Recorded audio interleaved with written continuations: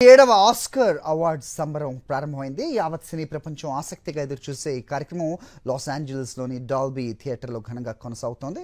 ఈ వేడుకలకు హాలీవుడ్ ముఖ్య తారాగణంతో పాటు సాంకేతిక నిపుణులు హాజరయ్యారు. ప్రముఖ నటిమణులు ట్రెండీ దుస్తుల్లో మెరిసిపోయారు.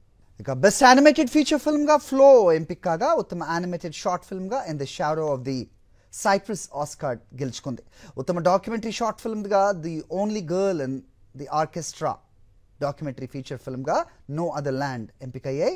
వివిధ విభాగాల్లో Anora, Peter Straughan, Paul Tazewell The Substance Oscar అవార్డులు అందుకున్నారు.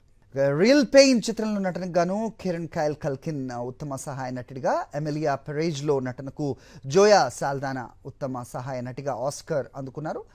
బెస్ట్ కాస్ట్యూమ్ డిజైనర్గా వికెడ్ చిత్రానికి పాల్ తేజ్వెల్కు ఆస్కర్ రాగా, ఉత్తమ యానిమేటెడ్ షార్ట్ ఫిల్మ్గా In the Shadow of the Cypress ఎంపికైంది.